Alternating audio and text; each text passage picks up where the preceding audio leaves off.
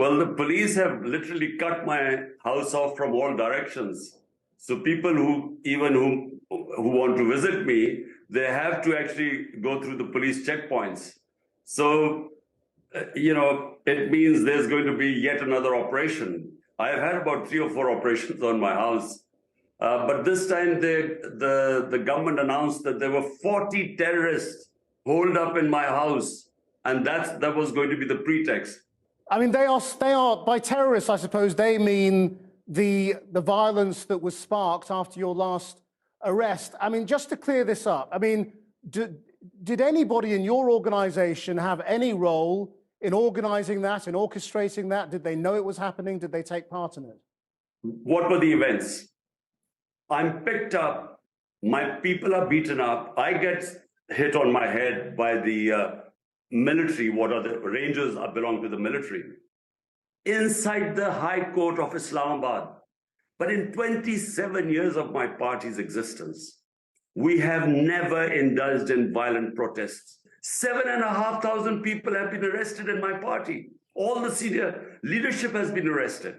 It's the most unprecedented crackdown going on. But the history of Pakistan since its inception has been of the army stepping in against democratically elected leaders at different times. I mean, can Pakistan ever break this cycle of an army that always moves when it's not happy with what's going on? Look,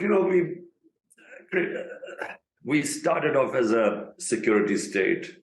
There was this dependence on the Pakistan army. And people, we were proud of our army because we felt that that was the only reason that we were secure. But unfortunately, things change, time evolved.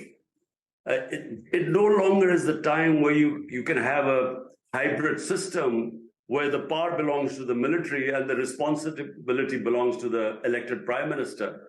This sort of hybrid system just cannot deliver. So we are a big governance disaster. Too many Pakistani leaders have been killed in political violence. Do you now fear for your life? I've had 2 attempts on my life. The reason why my life is in danger is because all the 12 parties coalition, our lead between them and us has grown so wide now. Since we were ousted from power in the last few months, out of the 37 by-elections, we have swept 30 of them. They do not want to see me in power. And therefore, either they will, the thing is either to remove me through put me in jail, disqualify me, or have me killed. You've spent 30 years pledging to rid Pakistan of corruption. Have you failed ultimately? No, well, 27 years I started my movement, which was for rule of law, basically. When you don't have rule of law, you have corruption. Reason why the developing world is poor, because they don't have rule of law. The powerful are above law. And when you look back at your time in power, do you think there is more that you could or should have done to take on these powerful forces within the country? Well, with hindsight, when I won the election and I had a coalition government with a thin majority, I should have called for re-elections.